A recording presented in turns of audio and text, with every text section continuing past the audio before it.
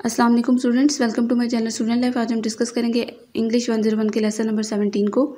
देखते हैं इसकी हेडिंग क्या है, रीडिंग क्लोज फॉर कम्प्रीहेंशन। इसमें क्या है कि ऐसी एक्टिविटी है जो आपकी प्रैक्टिस पे बेस है, यानी जितनी अच्छी आपकी प्रैक्टिस होगी उतना आज अच्छा आप कम्प्रीहेंशन को डील कर सकते हैं। समटाइम आपको कम्प्रीहेंशन पैसेजेस दिए होते हैं जिसमें से वर्ड्स मिसिंग होते हैं या फिल इन द ब्लैंक्स दी होती हैं, आपको उनको फिलअप करना होता है। तो इसमें क्या होता है, आपको उसको एक फेवरेबल पॉइंट के साथ क्लोज करना होता है। आपने देखना होता है कि आपकी जो फ्लुएंटली आप जब रीड करते हैं तो आपको पता होना चाहिए कि इस पैसेज में क्या वर्ड फिट आएगा। मतलब आपको पैसेज के सेंटेंस के मीनिंग के अकॉर्डिंग आपको वर्ड पुट करना पड़ता है। आपको देखना होता है, जितनी अच्छी आपकी रीडिंग स्किल्स होगी, जितना अच्छा आप ट्रेंड होंगे, उतना ही अच्छा आप एक्सप्लोर कर सकते हैं उनको और इजीली उनको फिलअप कर सकते हैं। ये टोटली आपकी रीडिंग पे बेस है। आपकी रीडिंग स्किल्स अच्छी होनी चाहिए, आपके पास वोकैबुलरी अच्छी होनी चाहिए।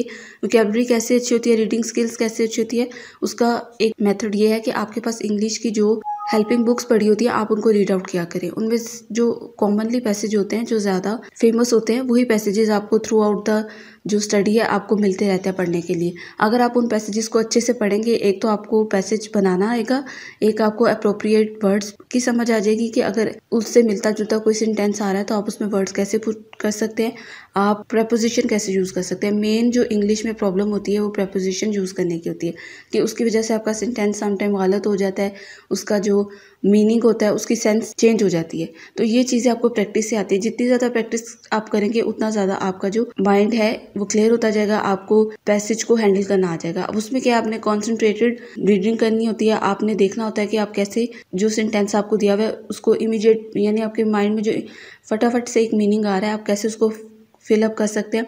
उसमें जो भी गैप है उसको आप कैसे प्रिडिक्ट कर सकते हैं। सम टाइम प्रिडिक्शन पे भी जो पैसेज है वो फिलअप हो सकता है क्योंकि एक से ज़्यादा वर्ड्स आप उसमें पुट कर सकते हैं। तो ये बेसिकली सारी एक्सरसाइजेज आपकी इसी पे हैं। तो आप सबसे पहले क्या करते हैं, सबसे पहले हमने डिस्कस करना होता है पैसेज को कि वो किस बारे में है, उसमें क्या चीज़, क्या टॉपिक लिया गया है। फिर आपने देखना होता है कि जो गैप है वो वन वर्ड मिसिंग गैप है या क्या है। उसके बाद आपने एक्सप्लेन करना होता है अप्रोप्रिएट वर्ड क्या लगा सकते हैं, और आपको वही वर्ड वहाँ पे फिट करना पड़ता है जो कि पैसेज के मीनिंग को अप्रोप्रिएट दिखा सके, यानी सेंटेंस को कम्प्लीटली फुल सेंस के साथ शो कर सके। अब उसके बाद ये एक्सरसाइज आपके साथ उन्होंने शेयर की हुई है, इसमें भी वर्ड्स मिसिंग है। आप देख सकते हैं कि इसमें जो वर्ड्स मिसिंग है उनको आपने फिल अप करना है, जैसे डू है, डज है, लर्न्स है, कि आपने उनको जहाँ पे उन्होंने आपको दिखाया हुआ है डैश के साथ, उसका मतलब ये है कि यहाँ पे दो वर्ड्स भी आ सकते हैं, यानी दोनों में से कोई एक वर्ड आपको जो अच्छा लगता है, मतलब अप्रोप्रिएट लगता है या आपके माइंड में आ रहा है, वो दोनों फिट हो सकते हैं, यानी दोनों यूज़ हो सकते हैं। तो आप ये पढ़ें, इससे आपको समझ आएगा। जैसे थर्ड आंसर में आप देखिए, जो third fill in the blank है उसमें डज भी है और लर्न भी है। अब इसमें डज भी काम कर सकता है और लर्न्स भी आ सकता है।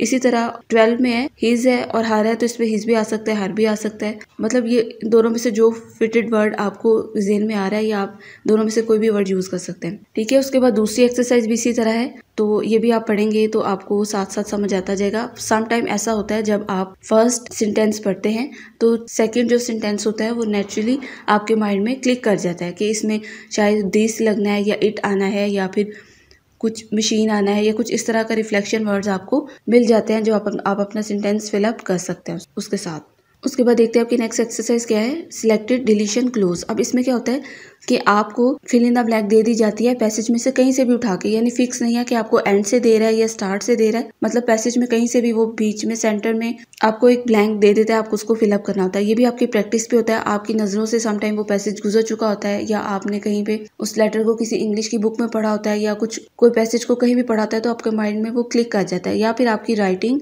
रीडिंग स्किल्स अच्छी होनी चाहिए, आपको ग्रामर और कंपोजिशन पे प्रैक्टिस होनी चाहिए कि आप उसको फिलअप कर सकते हैं। आपकी वोकैबुलरी अच्छी होनी चाहिए कि यहाँ पे क्या वर्ड फिट हो सकता है। अब ये एक लेटर है जो मदर की तरफ से है चिल्ड्रन के लिए, तो उसमें ये लेटर में देखें उसने आपको गैप्स दिए हुए, कहीं से भी बीच में से उठा के, कोई प्रपोजिशन नहीं, कोई कुछ भी नहीं है, फिक्स नहीं है।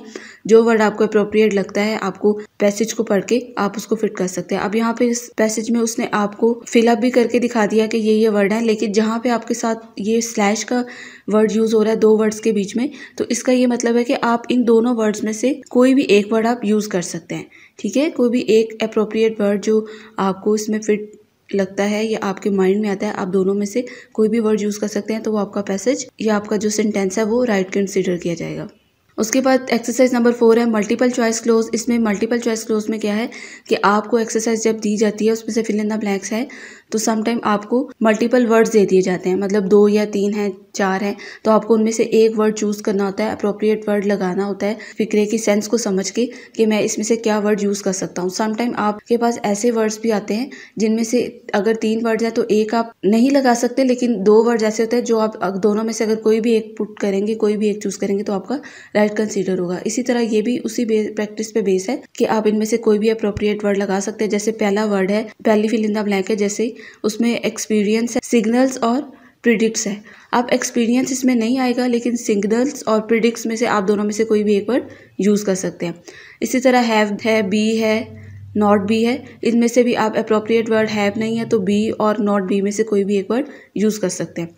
मतलब आपको फिक्रे की सेंस के मुताबिक वर्ड पुट करना है। उसके बाद एक्सरसाइज नंबर 5 है इन्फ्लेक्शनल क्लोज। इन्फ्लेक्शनल क्लोज क्या होता है? अब ये सेंटेंसेस क्या होते हैं जिनको आपने प्लूरल नाउन या वर्ब देख के फिल अप करना होता है, यानी आपको इसकी एंडिंग जो है एस के साथ करनी होती है और आपको इसको सेंस को समझ के वर्ड को अप्रोप्रिएट तरीके से फिट करना होता है। जैसे यहाँ पे रोबोट के बारे में दिया हुआ है कि रोबोट एक मशीन है, वो इंसानों की जगह ले चुकी है। आप जैसे जैसे आप पैसेज पढ़ते जाएंगे आपको पता चलता जाएगा कि इसको प्लूरल एंडिंग कैसे दी गई है, वर्ड्स को कैसे एस लगा के या फिर वर्ब के साथ समझ के कैसे वर्ड पुट किया गया है। जैसे क्लॉथ्स है, जॉब्स हैं, इस तरह के वर्ड्स यहाँ पे लगाए हुए हैं, एस के साथ इस गैप को फिल किया हुआ है। अब उसके बाद एक्सरसाइज नंबर 6 क्या है, क्लोज विद फ्रेजेस, यानी आप वर्ड को फ्रेजेस अप्रोप्रिएट वोकैबुलरी के साथ कैसे फिलअप कर सकते हैं। अब ये पैसेज जो है इनको फिलअप करना सबसे ज़्यादा मुश्किल होता है, सबसे ज़्यादा टैकी होता है, क्योंकि इसमें आपकी वोकैबुलरी, आपकी सेंस और आपकी राइटिंग स्किल्स काम करती है। यानी अगर आपको पता चल रहा है आपको पैसेज लिखना आ रहा है, आपको ऐसे लिखना आ रहा है, तो आपको पता चल जाएगा कि इसमें अप्रोप्रिएट वर्ड कैसे यूज होगा। अब ये एक पैसेज लिया गया है किसी राइटर की स्टोरी में से, अब ये मेरे भी माइंड में नहीं आ रहा है, ये मैंने भी पढ़ी हुई है इंग्लिश की किसी सिलेबस में से, आई थिंक सो बीए के सिलेबस में से है या फिर फर्स्ट ईयर सेकेंड ईयर के किसी सिलेबस में से ये पैसेज लिया गया है। अगर आपकी नज़र में से गुजरा तो आपको याद आ जाएगा कि ओलिवर बेकन के नाम से एक पैसेज था, स्टोरी थी, उसमें से पैसेज लिया गया है। तो उसमें राइटर बताता है कि वो जो लड़का था ओलिवर बेकन, वो मूव कर गया किसी दूसरे सिटी में और वहाँ पे उसको उसके साथ जो जो मुश्किलात हैं या जो जो उसको काम करने पड़े, ये बेसिकली उसके बारे में है। अब अगर आपकी नज़रों से पैसेज गुजरा होगा तो आप इसको फिलअप कर सकते हैं, अगर नहीं तो आप इसको गूगल में लिखें, ओलिवर बेकन के नाम से पैसेज है और स्टोरी होगी, आपको ये मिल जाएगा। क्योंकि ये फेमस पैसेजेस उन्होंने आपको दिए हुए हैं, बेसिकली आते ही ऐसे हैं जो आपकी नज़रों के सामने से गुजर चुके हों या फिर कोई सिलेबस में से ही लिए गए हों, ताकि आपको इस तरह सेंस क्लियर हो जाए कि आपने वर्ड कैसे पुट करने हैं। अब ये उसमें से है, जैसे वो शुरू में आ रहा है कि वो Oliver is a film about an orphan. उसने शुरू में ही आपको एक्सप्लेन कर दिया कि ये एक फिल्म है जो कि एक ऑर्फन यानी एक यतीम लड़के के बारे में है, ठीक है। और ये जो स्टोरी है वो ली गई है चार्ल्स डिकन्स के नावल से ली गई है, जो कि फेमस नॉवलिस्ट था। अब आप गूगल में इस नावल को सर्च कर सकते हैं, ठीक है, आप उसकी पूरा पैसेज पढ़ सकते हैं, आप पूरी स्टोरी पढ़ सकते हैं, क्योंकि आपको एक ये हिंट भी है कि आपको पेपर में से इसमें से भी आ सकता है, ताकि आपको अप्रोप्रिएट वर्ड यहाँ पे फिट करना आ जाए। उसके बाद नेक्स्ट क्या है, नेक्स्ट आपका क्लोज विदाउट ब्लैंक्स। अब ये क्या है, विदाउट ब्लैंक्स आप कैसे क्लोज कर सकते हैं। एक एडवांस लेवल एक्सरसाइज है जिसमें से वर्ड्स ओमिट कर दिए जाते हैं, यहाँ पे सेंटेंसेस छोड़ दिए जाते हैं, उनमें गैप्स कर दिया जाता है कि आप इन लाइंस में जो है अप्रोप्रिएट वर्ड फिट करें और इनको पूरा सेंटेंस बनाएं, यानी इसकी सेंस क्लियर करें सेंटेंस की। इसी तरह उन्होंने यहाँ पे आपको बता भी दिया कि जहाँ पे ये स्लैश है वहाँ पे आप कोई भी एक वर्ड भी पुट कर सकते हैं इनमें से, या फिर आपके सेंस में जो अप्रोप्रिएट वर्ड आ रहा है आप उसको भी फिलअप कर सकते हैं। जैसे ये भी रोबोट के बारे में है, रोबोट एक मशीन है जो कि डिफरेंट काम कर चुकी है, और अब यहाँ पे यूजुअली उसने यहाँ पे आपको ये स्लैश दे दिया, यूजुअली आप स्लैश के बाद क्या आएगा, डन। उसने बता दिया कि यूजुअली डन बाय पीपल, जो कि लोगों से होते थे वो आजकल रोबोट कर रहे हैं। इसी तरह फिर स्लैश है, यहाँ पे क्या आ गया, रोबोट ऑलरेडी डू, स्लैश की जगह क्या आएगा, मैनी जॉब्स। इसी तरह बाकी गैप्स हैं जो आपको फिलअप करने हैं, जैसे they weld parts and spray paint in car factories, they do dangerous work. अब यहाँ पे क्या आएगा, सच एज, ठीक है। मतलब ये आपकी सेंस के साथ है, जैसे जैसे एज के साथ आपको पीछे प्रैक्टिस आपको रिकॉल करनी पड़ेगी कि आपने कंस्ट्रक्टेड वर्ड्स या कनेक्टेड वर्ड्स और जो रेफरेंसेस वर्ड्स थे वो कैसे यूज़ किए थे, बेसिकली उसी के बिहाफ पे ये एक्सरसाइजेज हैं। अब यहाँ पे ये बात ये है कि ये वाली एक्सरसाइज आपकी प्रैक्टिस से ही होंगी, यहाँ पे आपको डिफरेंट पैसेजेस कंसल्ट करना होंगे, आपको डिफरेंट बुक्स पढ़ना होंगी। इसका सबसे अहम और सबसे मेन पॉइंट यही है कि आप अपनी वोकेबलरी अच्छी करें। अब वोकेबलरी कैसे अच्छी हो सकती है? आप डिक्शनरी कंसल्ट किया करें। जब भी आपके पास फारिग टाइम हो, आप डिक्शनरी को उठाएं, उसमें से वर्ड्स देखिए कि उसके साथ और ज़्यादा अप्रोप्रिएट वर्ड्स या सेम वर्ड्स क्या क्या आ रहे हैं। और समटाइम उन डिक्शनरीज में जो है सेंटेंस भी दिए होते हैं, आपको पूरा एक सेंटेंस बना के क्लियर कर दिया जाता है कि अगर आपको कोई सेंटेंस आ रहा है तो आप उसको इस वर्ड के साथ कैसे प्रॉपरली बना सकते हैं। उसके बाद आपके पास ग्रामर में की जो बुक्स पढ़ी होंगी इंग्लिश की, सबके पास होती है, इंग्लिश की बुक्स होती हैं आपके पास। 8 क्लास से टूवर्ड्स जो है ऑनवर्ड शुरू हो जाता है आपका अच्छी प्रैक्टिस करना। आपके पास अगर बेसिक्स बुक्स है, मैट्रिक की हैं, इंग्लिश की जो ग्रामर बुक्स होती हैं आप उनके पैसेजेस पढ़ें। फर्स्ट ईयर सेकंड ईयर की हैं आप उनके पैसेजेस पढ़ें। आपके पास अगर इंग्लिश कोई नॉवल है उसको पढ़ें।